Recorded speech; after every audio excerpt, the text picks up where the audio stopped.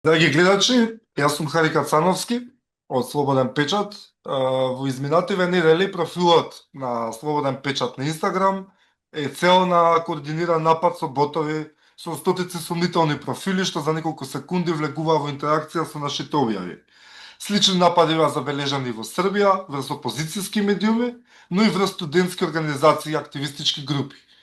Ваквите случаи го отвараат прашањето дали станува збор за изолирани инциденти или за поголема регионална матрица на дигитални операции и притисок врз независните медиуми. Во време кога јавниот простор се повеќе се преселува онлайн, сајбер нападите, кампањите и нападите со ботови стануваат ново оружје за влијание.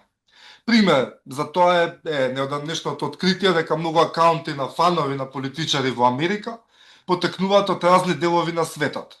Што се откри со новата опција на X која дозволува да се види потекло на профили и испадна и дека некои профили се од Македонија, а водат есе како фанови на разни републикански политичари во САД. И сега за да ги разјасниме техничките, политичките и безбедносните аспекти на овие напади, разговараме со експерт за комуникации кој ни гостува на интервју и тој практично е комуникацијски експерт, експерт за сајбер безбедност, за мрежи и така натаму. Денеска ни гостува Бруно Џоговиќ.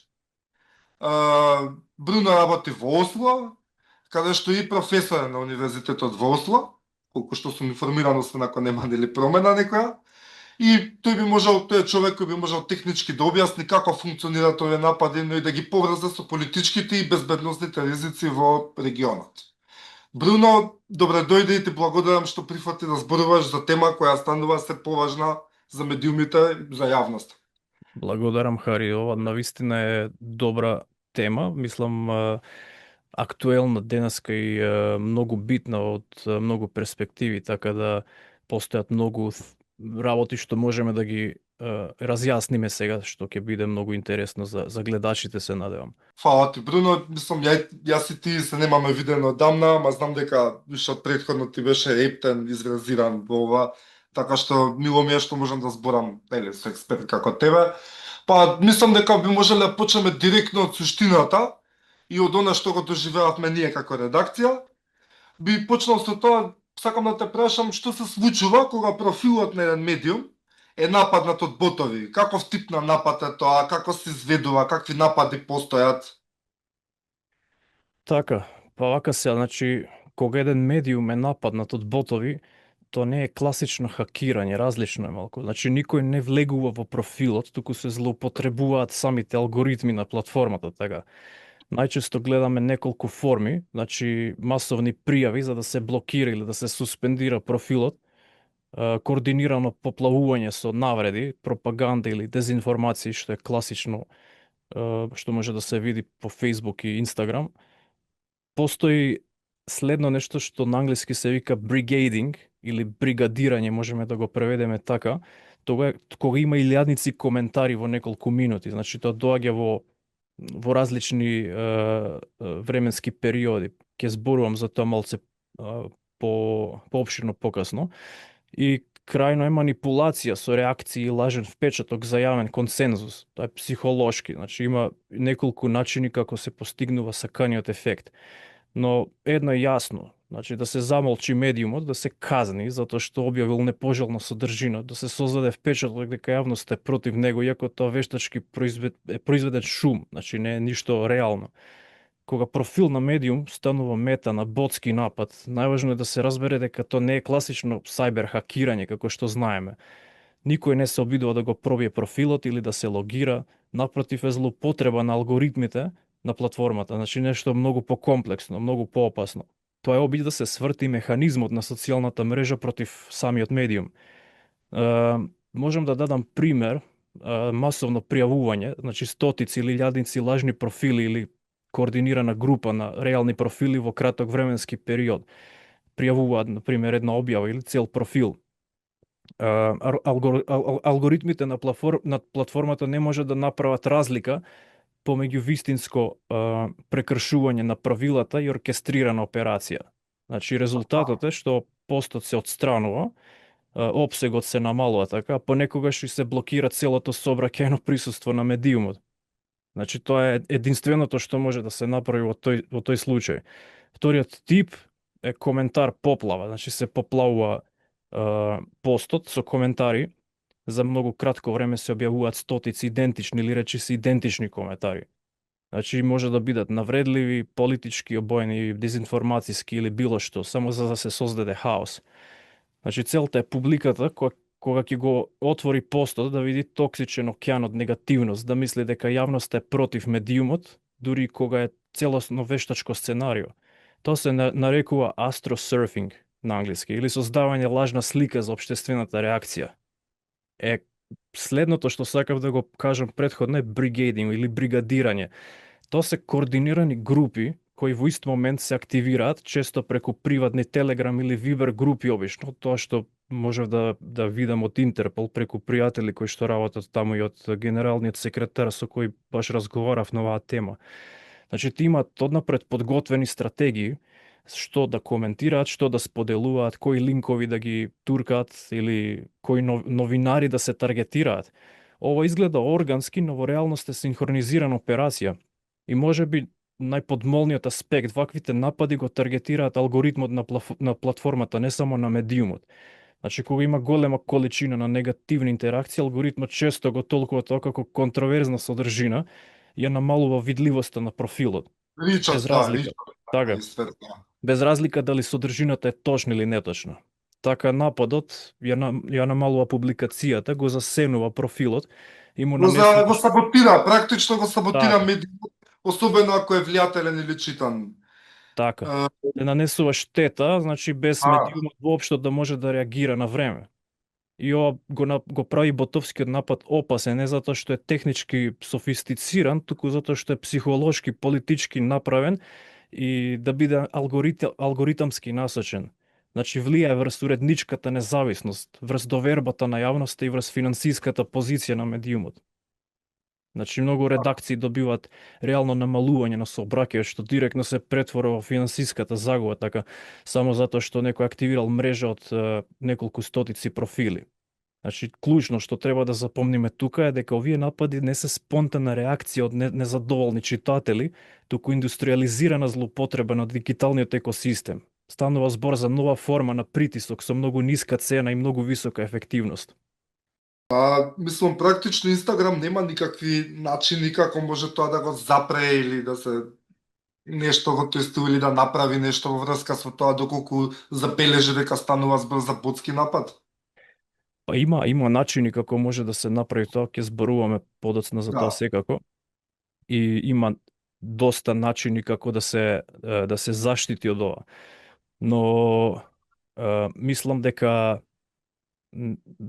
кај нас тоа е малку покомплексно, затоа што пример, ако можем да го дадам примерот во Велес, така во 2016, колку што имам слушнато, Велес стана глобална тема, значи се слушна и во Норвешка тука преку медиуми, затоа што млади луѓе, најчесто тинејџери студенти, креира огромен број политички веб страници и Facebook страници со лажни вести поврзани со американските избори. Мотивацијата не е идеолошка, туку финансиска, така секој клик беше пари, колку поекстремна вест, толку повеќе поседи. Facebook алгоритмот наградува сензационализам обично, секако така функционира алгоритмот и тоа се експлоатира. Значи тоа создаде некаков локален екосистем на знаење, техника и вештини, како се гради мрежа од страници, како се оптимизира содржина за алгоритам, како се работи со масовни групи и коментари. Иако велешката фабрика, мислам дека како феномен се намали, знаењето остана, се пренесе и треба да се разбере дека импликациите се големи. Второ, мислам дека Македонија делес имали организацијски бот напади, како што мислиме, секако дека има, секаде има ботски напади на различни платформи како Инстаграм, но тие не изгледаат како фабрика со 100 компјутери во подрум, тоа е веќе друг концепт. Мрежата е многу пофлуидна, така, и значи функционира преку координирани Вибер или Телеграм групи обично. Тоа е нешто што знам 100%. Сега постојат и партиски интернет тимови кои што се финансирани за оваа цел, постојат така наречени PR агенции кои нудат Епа услуги. да, тоа сакав да те прашам, извини што ќе те прекинам, бидејќи тука на Балканот е многу синхронизирано тоа како во Србија, нели во Македонија, во релативно исто време со разлика од недела две се случуваат тие координирани ботски напади на конкретни медиуми кои се опозицијски. И сега тука, знаеш, многу е тешко да се процени кој стои за тоа, кој сака да изгледа како да е некој друг. Знаеш, може би дали државни актери, приватни актери, политички партии, маркетинг агенции, криминални групи може би се. И баш тоа сакав и да те прашам дали знаеш за некои докази, добро, мислам се надоврзати на муабетот, што се поврзани со такви влади или политички структури или центри на моќ тука во регионот, конкретно дали сакат нешто да постигнат. И мислам баш тоа ми беше прашањето, да, така што одлично што го начнавме ова. Така, па, кога зборуваме за ботовски напади врз медиуми на Балканот посебно, малку е поинаку како што функционираат работите низ Европа и ваму. Ќе кажам неколку работи за тоа подоцна, но прво треба да разбереме дека ова не е хаос, тука е организиран екосистем. Значи, имаш државни, парадржавни структури, број 1. Тие се повеќе држави во регионот, но и надвор од него, кои што развиваат специјализирани тимови за дигитално влијание. Тие не работат ад хок, туку имаат ресурси, пристап на податоци, аналитика и јасни политички цели. Овие операции можете да ги забележите почесто при избори, протести или чувствителни геополитички настани, како што спомена претходно со Соединетите Американски држави, како и критички новинарски истражувања, што е битно за вас. Целта е да се контролира наративот, така да се неутрализира критиката, да се создаде впечаток дека јавноста стои зад правилната позиција. На многу места во регионот тоа е веќе институционализирано, значи не е нешто што е рандом, така, туку е организирано на повисоко ниво и финансирано во поголема мера. Значи, политички партии и нивните интернет тимови се вклучени во ова. Искрено, највидливиот играч, така, балканските партии одамна го увидоа потенцијалот за координирано онлайн однесување и се имаат партиски млади активисти како онлайн штабови, така. Луѓе се плаќани по број на коментари, цели тимови кои одат по митинзи со лаптопи и телефони за реално време напади врз противници исто така, значи до тоа ниво се оди. Значи, овие тимови функционираат како дигитални продолжени раце на кампањата. Може да нагло активираат стотици профили за да создадат впечаток дека некоја вест или медиум ја изгубиле довербата на народот. Значи, ова е чиста манипулација со сентиментот на населението. Сега, други начини, значи преку PR и маркетинг агенции, како што реков, тоа е веќе на некое друго ниво. И колку што знаеме, тие се често потценети, но исто се важни. Значи, некои агенции во регионот нудат како онлайн reputation management, значи менеджмент на репутација. И тоа е во пракса, купени коментари, вештачко зголемување на реакции, контранаративи и такви работи, координирани кампањи за оцрнување во друг збор. Мислам, овие услуги се маскирани. Тие PR агенции не се само, извини што те прекинав, Да. не се само за подобрување на рейтингот на партијата или кој да е структура што ги ангажира преку некоја си позитивна кампања, туку може да работат и негативна кампања и дури работат нешто што би се кажало незаконско за социјалните мрежи, односно создавање ботови во ситуација за саботажа, и тоа го прават тие PR агенции. Апсолутно, значи овие услуги се маскирани како дигитален маркетинг, но фактички функционираат како професионализирана ботовска услуга. Значи клиент може да биде партија, бизнис магнат, јавна институција или друг локален политичар. Тука нема идеологија, има само договор и фактура. И пари. Да, значи тоа мислам, да. Така функционира тоа, да, за жал.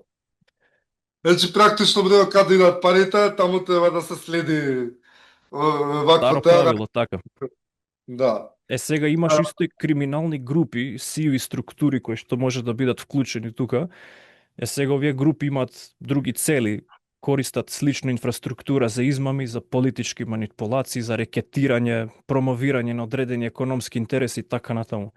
Тие изнајмуваат фарми, значи постојат фарми на профили или софтвер за автоматизација, како што можеш да купиш DDoS напад Значи, denial of service на црниот пазар, може да купиш и 24-часовна ботовска кампања за смешна цена. Така да, тоа се за персонални интереси веќе. И ова веќе навлегува и во интернационалниот домен, каде што има транснационални геополитички мрежи. Значи, ова е веќе многу комплексни структури, работат Европол, Интерпол со меѓународни агенции за да се борат против вакви напади.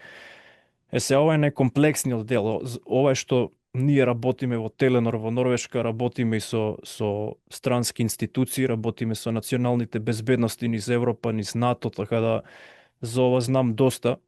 На Балканот функционираат и мрежи кои што се надвор од локалната политика, идеолошки групи, странски влијателни центри, геополитички актери кои што шират дезинформации, користат пропагандни наративи, така таргетираат исто и медиуми кои што не се пријателски кон нивниот став. Овие кампањи се многу пософистицирани, работат преку стотици луѓе и финансирани здруженја и така да тешко е да се најде коренот од каде што доаѓаат овие, затоа што се координирани на многу софистициран начин. Сега, дали има доказ, како што рече, за организирани бот армии поврзани со центри на моќ во регионот?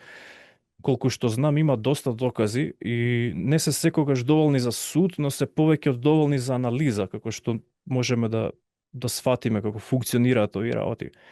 Се гледаат исти профили што учествуваат во различни кампањи. Ова е класично, значи кога ќе видите дека постои некаков ботовски напад, профилите се повторуваат, значи се искористуваат повторно за други напади. Сега има ист стил на пишување, ова е веќе семантички, кога ќе видите коментари, се повторува начинот на кој што коментарот е пишан. Значи тие користат шаблони, како што може да се види од Facebook коментари кои што се основни, користат шаблонско коментирање и ист временски ритам на активирање, значи се повторуваат по одредени временски интервали. Истото политичко третирање се користи за било која цел. Значи ниту една од овие операции не е спонтана, туку се на пример 50 луѓе кои што се налутиле на пример. И тоа е координација, дисциплина, скриптови, централизирани инструкции. Значи ти имаат шаблони спремни за ваквите начини. И еден вид кога ќе видите дека шаблонот се повторува, може да сватиш дека се работи за некој ботски напад. Ова беше планирано како втор дел на интервјуто, каде што би можеле повеќе да разговараме за тоа како вие во Норвешка општо, што се бавите со себе безбедност, секако дека многу голем дел од тие информации се чувствителни и не може да се кажат, така што не би барал нели конкретни информации веројатно за тоа каков сообраќај регистрират и од каде доаѓа. Но како што гледаме, например, многу често се случува сообраќајот да доаѓа од сосема други места, како Индија, например, не се пратиски штабови, туку се, например, многу често ботови кои потекнуваат од Индија или од некои други места во светот, кои исто така работат за определени организации. И сега, дали има во Норвешка, сега во споредба со Македонија, тоа е многу дискутабилно, следење на тоа кои пиар агенции биле ангажирани за да одработат определена кампања и на која политичка партија, со некоја транспарентност за тоа што вклучува сето тоа, и дали општо безбедност може да се тресне, да се најде, односно оригиналниот извор некако, или станува збор само за наоѓање на ботовите кои ништо не би можеле повеќе да кажат за претходниот извор кој ги најмил и така. Како функционира тоа кај вас конкретно за безбедност? Дали има надлежни институции кои со тоа се бават и слично? Ова е многу добро прашање. Мислам дека е најклучното прашање, затоа што многу редакции мислат дека ботовски напади се само онлайн проблем, но тие се дел од поголема слика, како хибридни закани. Значи, тие допираат до демократијата, слободата на медиумите и националната безбедност. Затоа реакцијата мора да биде институционална, не само новинарска. Сега, кои институции би требале да реагираат во Македонија и било каде, према тоа што знам јас како функционираат работите тука во Норвешка, значи, да речеме, би ги поделил во 4 групи. Прво, значи, национални сајбер центри, CERT тимови, Ќе објаснам што е тоа. Второ, безбедносни служби, државни институции задолжени за хибридни закани, значи треба да се формираат тимови специјализирани за ова прашање. Трето, медиумски регулатори, институции поврзани со избори. И четврто, невладини организации, факт-чекери, медиумски коалиции. Значи, овие 4 работи ги имам идентификувано моментално, што можем да се сетам како клучни за тоа што треба да се направи. Сега прво од националните сајбер центри, CERT тимови, што е тоа? Значи, овде спаѓат националниот CERT тим како единици во МВР, Министерство за информативно општество кај нас тага. Значи, тоа се сајбер единици кои што имаат техничка експертиза и тие треба да реагираат кога нападот има софтверска компонента и постои масовна автоматизација од бот мрежи. Исто така кога се забележува меѓународен собраќај како што спомна претходно, што укажува на странска инфраструктура, се загрозуваат онлайн системи на медиумот, така. Овие тимови може да направат техничка форензика, да направат анализа на IP адреси, да се дадат препораки и да го поврзат нападот со други инциденти. Значи тоа се специјализирани тимови кои што функционираат на тој левел. Значи мора да има таков некој специјализиран тим. Без тоа тешко дека можеме да се справиме со такви хибридни закани, затоа што тие се доста софистицирани. Сега спомнав безбедносни служби, државни институции, како функционира ова. Значи јас како некој од Теленор, значи телекомуникацијскиот оператор во Норвешка, имаме постојано соработка со националната безбедност, соработуваме со армијата, соработуваме на меѓународно ниво, значи делиме информации за разни закани постојано на дневна база. Значи постојат различни закани, измислуваат нови начини, нови компоненти, така да мораме да бидеме во добра комуникација едни меѓу други, да си помагаме. Тука се вклучуваат исто и новинските агенции секако. Сега, кога постојат индикации дека нападот е организиран или има политичка мотивација, има странско влијание или пропагандна операција и се таргетира изборен процес или јавни институции, тогаш ова не е интернет проблем, тука е безбедносно прашање. Затоа се вклучуваат безбедносните служби во ова. Значи, во нормални демократи, овие служби следат хибридни операции, идентификуваат ризици за медиумскиот плурализам и ја предупредуваат владата и јавноста како постои поголема закана, така. Спомнав исто... На Балканот, кажи, извини што те прекинав, кажи попосле ќе снадолазам. Спомнав за медиумите и за регулатори институции поврзани со избори, затоа што ова е многу битно. Овие институции мора да реагираат кога нападите директно влијаат врз јавниот дискурс. Манипулацијата се користи за да се обликува јавно мислење, се заканува медиумска цензура преку злоупотреба на алгоритмите и има обид да се дисквалификува медиум од изборниот процес. Значи, тие треба да даваат извештаи и предупредувања, регулаторни препораки и такви работи, јавни објаснувања за ризиците. Така да мора да се соработува дури со невладини организации, факт-чекери. Значи, факт-чекери се лица или институции кои што се задолжени за да верификуваат факти на интернет или реални факти директно кои што се пренесуваат како валидна информација, што може да биде всушност дезинформација. Значи, овие не се државни институции, но се многу важни. Значи, тие прават мониторинг на ботовски активности, постојано работат со ова и анализираат такви дезинформацијски мрежи. Значи, во земји каде контролата е политизирана, токму такви невладини организации НВО секторот е првата линија на одбрана. Па тоа и конкретно сакав да го спомнам, бидејќи, например, кај нас во Македонија исто така безбедносните служби сега нели дека се бават со тие хибридни закани. Например, пред неколку дена имаше панел дискусија, тука е Министерството за дигитализација кај нас. Нели во заедништво со МВР, во соработка со МВР и со безбедносните служби, работат на разни хибридни напади кои може да бидат закана за самата земја. Кои да се агентите, нели, тоест актерите поточно кои учествуваат во тие напади.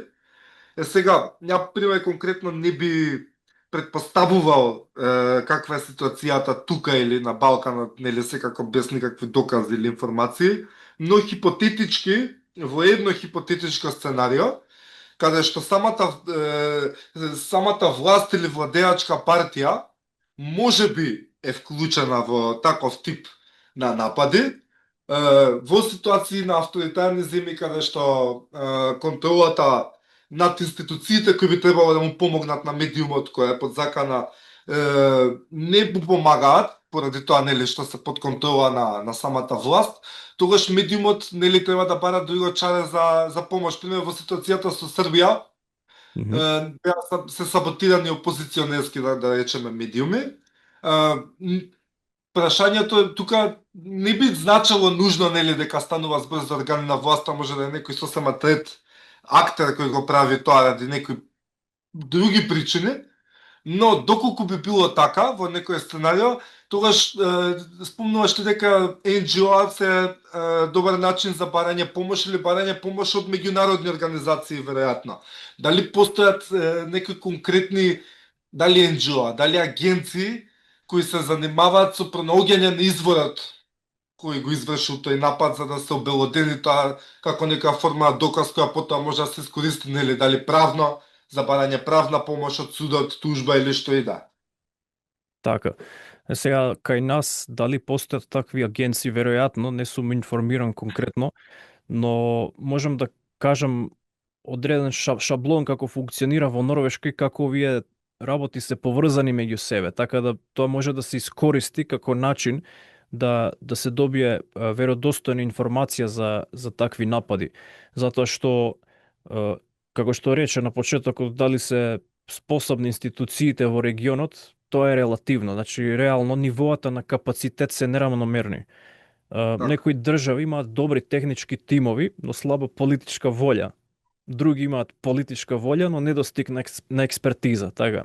Сега има системи каде институциите реагираат само кога нападот им одговара политички. Тоа е веќе така. комплицирано, така. Главниот проблем е што многу Пристрасно реагираат. Да, така. секако. Значи, главниот проблем е што многу влади не гледаат на нападот врз медиумите како на напад врз демократијата, туку го гледаат како партиска тема, што е погрешно и опасно. Значи, тоа во Норвешка не функционира така, не може. Би било казнето, најстрого, и луѓе кои што би биле инволвирани во таква некоја шема би биле подлежени на судски процеси.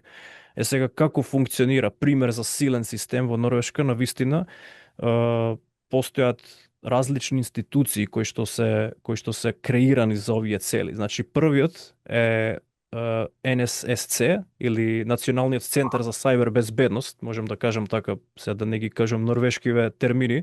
Значи ова е Така? тело кое што следи сајбер инциденти во реално време. Постојат луѓе кои што се вработени тука, експерти во сајбер безбедност, ги поврзуваат различните инциденти во единствена анализа. Значи имаат како датабаза и центар каде што креираат датабаза на инциденти. Сега тие соработуваат со медиуми, институции, приватни организации, соработуваат со нас, соработуваат дури со академијата на универзитетот каде што предавам. Значи имаме за сајбер безбедност програма, доаѓаат и бараат студенти, комуницираат со различни студенти, значи постои активен процес на разузнавање. Сега обезбедуваат рани предупредување и техничка помош, што е клучно. Значи, ако има некој проблем, луѓе може да се обратат до Националниот центар за сајбер безбедност и да пријават. Имав проблем или повик од некој или не знам, се сомневам дека мојот профил е дел од ботска мрежа или не знам,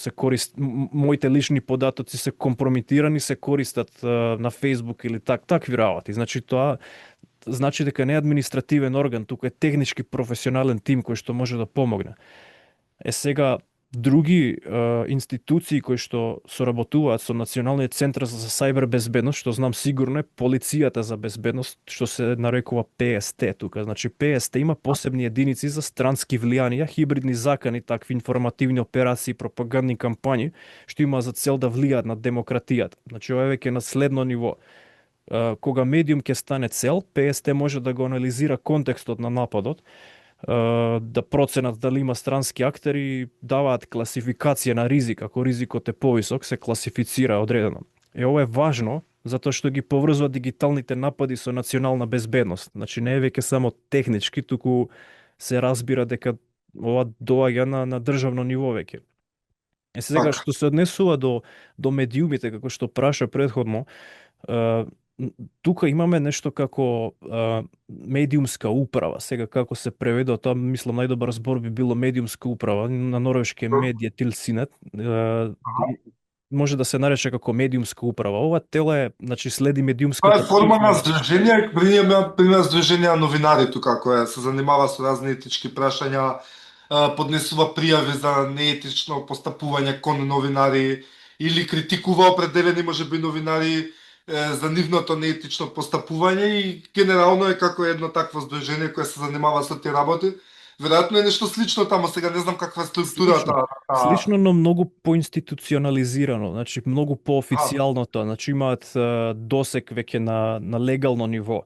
Значи ова аха. тело следи медиумска писменост во државата и прават годишни извештаи за дезинформации посебно, се обучуваат редакциите, се одржуваат програми за ранливи медиуми, значи ако постојат медиуми кои што се подлежени на вакви ботски напади, значи се формираат одредени програми за нив специјално и се оценува медиумската независност, значи многу битно за демократијата. Тоа значи дека постои постојана институционална грижа за плурализам, не само реактивна. Значи ова е тело кое што се грижи за тоа. Може да се стави некоја аналогија како здружение на новинари, но многу поофицијално. Има многу поголеми ингеренции, исто така е, значи да, јасно ми е што сакаш да кажеш. Така. Има поголеми правни и општо законски ингеренции, законски конкретно, отколку здруженијето претпоставувам. Не би знал, нели точно бидејќи не сум информиран како оди таму. Ама тука да се повлекува едно нужно прашање кое кое сакав да ти го поставам, како може да се заштитат медиуми во земји на Балканот конкретно од таков тип на напади? Како што може да преземат конкретно првенствено за да се заштитат и секундарно за да најдат начин, односно да го најдат изворот на тие напади? Дали може да побарат странска помош, дали постојат организации кои се занимаваат со себе безбедност во земји каде што не може секогаш да се најде помош од институциите. Не велам дека конкретно тука е така, но во една хипотетичка ситуација, доколку би било така, што може да се направи? Така, значи прво ќе одговорам на тоа дали може да се најде извор на нападот. Тоа е многу интересно. Значи, иако ботовските напади изгледаат хаотично, обично кога ќе видите низ коментарите жив хаос, тие зад себе оставаат многу карактеристични дигитални отпечатоци. Значи, една добро Аха. обучена редакција или сайбер експерт може многу брзо да препознае дали нападот е случаен, органски или е целосно координиран. Сега тука постојат неколку типови траги што ги анализираме. Значи траги во самите профили, што се нарекуваат account fingerprints, така. Аха. Потоа имате траги во содржината, значи содржината на нападот, контент, така, во временскиот ритам, значи како временски доаѓаат овие напади, и технички траги, региони, IP мрежи, прокси сервери и така натаму. Сега постојат исто и некои траги во меѓусебна поврзаност на профилите. Ова е веќе пософистицирано, но може да се најдат конекции помеѓу профили кои што се поврзани во вакви случаи. И дали може да се најде изворот, зависи. Ќе видиме за тоа, само да размислам дали да размислам како можам да го формулирам одговорот за тоа. Но прво Аха. мислам дека да почнеме со да објаснам малку како функционираат овие наоѓања на такви некои отпечатоци. Значи, ботовските профили имаат шаблони, така. Значи, профилите се создадени во ист ден или ист месец обично. Многу честа појава. Минимални фотографии или повторувачки фотографии. Значи, кога ќе го отворите профилот, веројатно ќе видите дека сомнителен профил е во прашање. Значи, смешно ниска активност пред нападот. Значи, отворен непосредно пред нападот, така. И речи си никакви пријатели или следачи. Се гледа дека профилот е лажен, едноставно. Сега експертите велат автентичните автентичните друштва се хаотични, така. Оние што се сомнителни, тие се многу уредни и изгледаат перфектно дури. Значи, автоматски се препознава преку таков некој отпечаток. Сега во природна органска група луѓе имаш разновидност, така, во бот мрежа идентичност, едноставно. Така? Сега има некои мрежи кои што се пософистицирани и треба да се најде некој друг начин како да се идентифицираат овие. Сега трагите во содржината, овие се, мислам, наједноставното, најсмешното и така, најпредвидливо. Значи, истите фрази се повторуваат, граматички грешки, сленг, значи, речник на навреди. Мислам дека секој скоро може да види дека човекот или кој што пишува позади ова е сомнителен. Сега, понекогаш и абсурдно, значи на 150 профили им се појавува иста реченица по секунда, значи доаѓа до тоа ниво. Може да се најде временски, значи ова е најсилниот доказ за организирана операција. Кога нападот е спонтан, коментарите доаѓаат хаотично, значи некој коментира веднаш или некој по 5 минути спамуваат со коментари така. Кога нападот е оркестриран, првиот бран доаѓа во рок од 10 до 30 секунди. Значи автоматски. После следуваат кластери на коментари на секој 30, 60 или 120 секунди од прилика. И профилите се активираат во пулсови, значи во бранови, како да некој ги вклучува и исклучува. Значи временскиот ритам ги издава бот формациите најмногу, мислам, од било што друго. Ако се следи времето како доаѓаат коментарите и постоите, може да се види дека станува збор за вештачка структура, не за вистинска личност позади тој профил. Сега IP мрежи, прокси сервери, тоа се веќе технички траги кои што експерти мораат да ги следат, тоа не може секој да го работи, но постои нешто што може да се види дури од луѓе, кој што го спомнав дека е важно. Значи трагите во меѓусебна поврзаност во профилите. Значи профилите може да бидат поврзани меѓу себе. Сега, зошто е важно? Дека со софтвер за анализа на мрежи може да се види кои профили се вмрежени меѓусебно, кои се следат исти страници, групи, политички субјекти, лајкуваат, коментираат идентични Тоа, објави. знаеш, кој е нарачателот? Да, Знаеш, пример, може да се предпоставувам дека индици, мислам, може да се предпоставки да се извлечат за тоа според нивната активност за кои се преврзани и така натаму, но не може нели нужно да се извлече заклучок кој е нарачателот, бидејќи е сосем можно некој нарачател тие ботови што ќе саботираат некои опозицијски медиуми, ќе смислам една сценарија. Да кажеме, саботираат демократски медиуми во САД.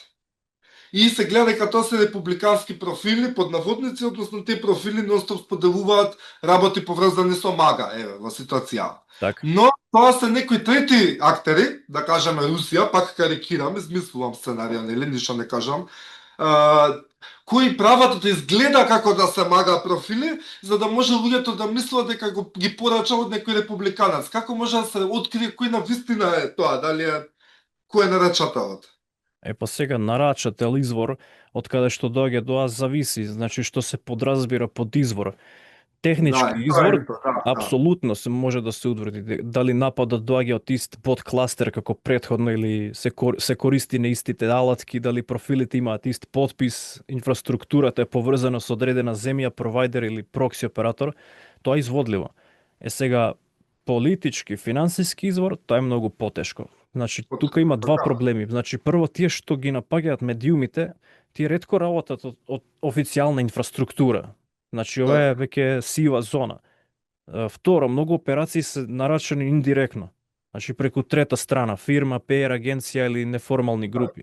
Затоа е многу тешко да се дојде до оригиналниот извор.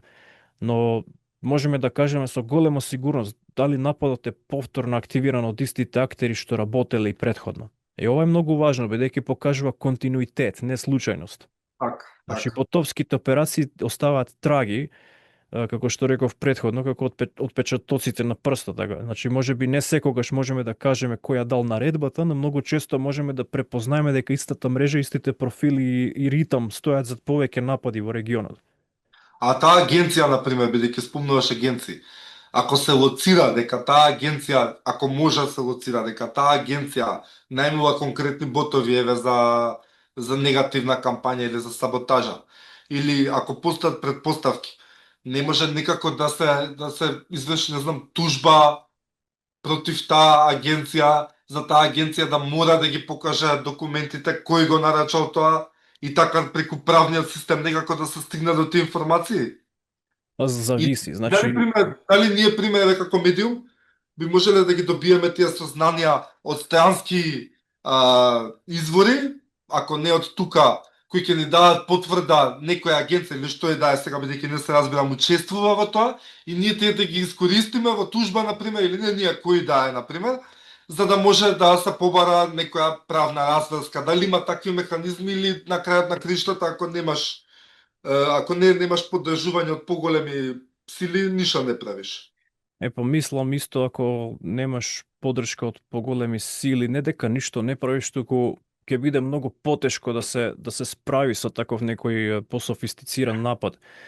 Затоа што овие напади доаѓаат од луѓе кои што може работат независно и кои што се поврзани преку 3-4 ентитети за да се дојде до изворот и самиот и да се најде начин да се саботира или да се уапси, да се процесуира судски истата личност или тим кој работи позади овие мрежи може и нема никакво знаење за луѓето кои што стојат позади тоа. Може анонимно да има Најверојатно. транзакција, не немате информации за клиентите, значи секогаш не знам дали се информиран, значи клиентот не знаат тие кој им е клиентот, кој го Обично. порачува тоа. Обично не знаат кој е клиентот, туку знаат од Аха. која земја доаѓа. Значи пример за тоа беше имам разговарано со генералниот секретар на Интерпол и зборувавме за рацијата што ја направиле во Литванија скоро на ботска мрежа што оригинираше од Русија и сега не знаат што точно кој точно стои за тоа, но знаат државата од каде што доаѓа. Сега во Литванија целта беше да се дестабилизира регионот на Балтичките земји, има политичка и воена цел секако. И што нашле една личност која што се справува со преку 200.000 или 300.000 профили. Не се сеќавам точно на бројот, но бројот беше зашематувачки, значи катастрофално голем број на профили кои што се оркестрира преку голем број на мобилни телефони. Значи пронашле стотици или илјадници мобилни телефони во станот каде што личноста работеше и се Интерпол дојде до информација за тоа. Сега како ќе дојдат до други поврзани личности со таа операција, не сум сигурен, но веројатно Тоа веројатно претпоставам е према правна тоа дека постапка веќе на суд, тоа ќе треба да има сведоци, веројатно да има така обвинителството да бара докази пред истраги и слично, си има веројатно правен систем како се си има правен определува. систем, сега до каде ќе се стигне, колку ќе се поврзе тоа со личности кои што стојат за тоа е веќе дискутабилно. Така. Сега не знам многу информации по вакви некои примери, но можам да претпоставам според тоа што знам дека не е едноставно. Но сепак постојат начини како да се бориме против ова, да се прекинат такви активитети и во голема мера да се запре таква некоја закана. Сега не може скроз да се искорени, но кога работиме заедно, различни институции, заедно со новинари, со истражувачи, со полиција, со државна безбедност, може да се дојде до голема мера на заштита од вакви влијанија. А имате ви информации или мислам официјални информации или некои истражувања?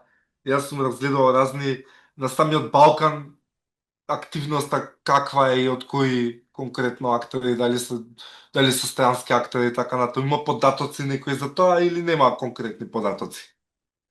И дали тоа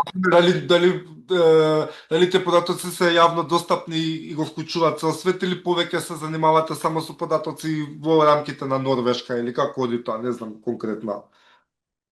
Сега колку што знам, дека постојат врски помеѓу изборни кризи и зголемени напади, значи кога постојат кога доаѓа до избори и до такви, тоа е нешто што знаеме сигурно. Сега кои единици стојат позади ова и како функционира, тоа се веќе детали за кои што немам информации, но можеме да го видиме патернот и може да се види шемата под која овие функционираат.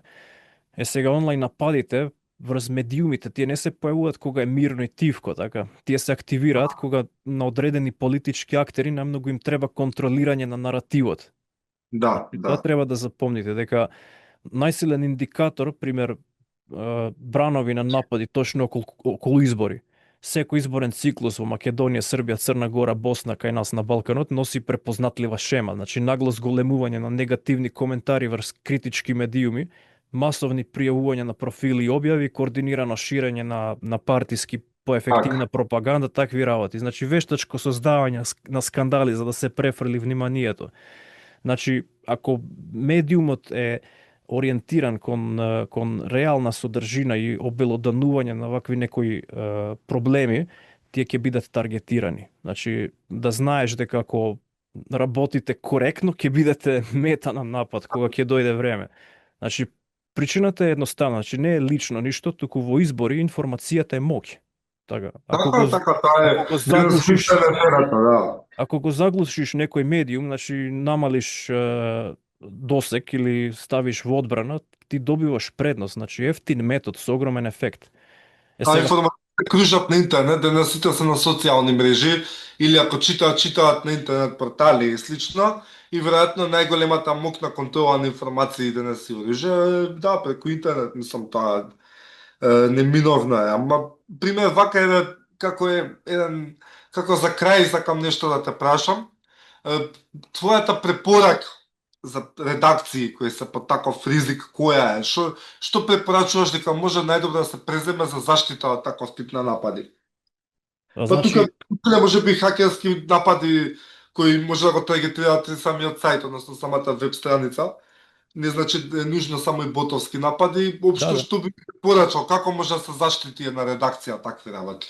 Сега, кога зборуваме за ботовски координирани напади, најважно е медиумите да сватат дека не се сами, дека постојат конкретни чекори што може да се преземат веднаш. Значи, тука можам да издвојам неколку клучни препораки што секоја редакција треба да ги следи, без разлика дали е голема или мала. Значи, прво, треба да направите incident playbook, како мини план за реакција во време на напад. Сега ова е основно, значи на секоја дигитална одбрана. Редакцијата мора да знае однапред кој го следи профилот и ги детектира сомнителните активности. Треба да знае кој комуницира со платформите како Facebook, Instagram, YouTube и такви. Исто и од најискусните уредници кои излегува со јавна порака, така како се документира нападот, дали се скриншотови, видео записи, временски печати, кога се затвараат коментарите под кои услови, како се активира бекап канал, сите тие работи. Сега ова го намалува хаосот до 80%. Во криза нема време на импровизација, значи мора да има ред и процедура. Значи треба да се има план, тоа е прво.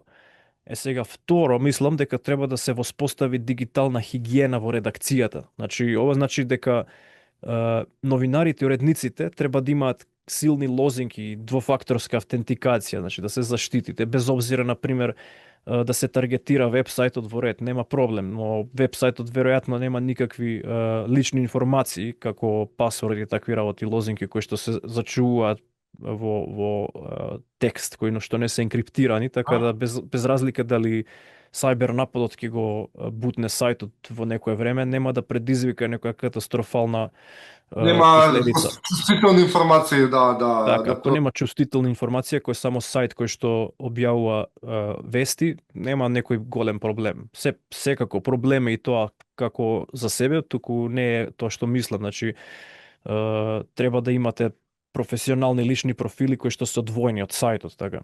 Сега треба да се има исто јасна политика за безбедност на уредите што се користат компјутери, телефони, значи да не се компрометираат, пошто постојат различни начини преку социјален инженеринг, хакерите работат на различни начини како да пробијат во уред, да се пробие во системот. Сега уредот може да биде компрометиран на софтверско ниво, може преку фишинг, значи различни напади. Сега свесноста, тоа е нешто што сакам да кажам, свесноста што е координиран напад, а што е спонтано незадоволство. Значи ти си свесен за тоа и веројатно и колегите твои разбираат како функционира ова и имате знаење за тоа како да се пријави закан или сталкер профил што би рекле. Тоа подразбирам под дигитална хигиена, значи помала површина на напад, да се намали површината на напад.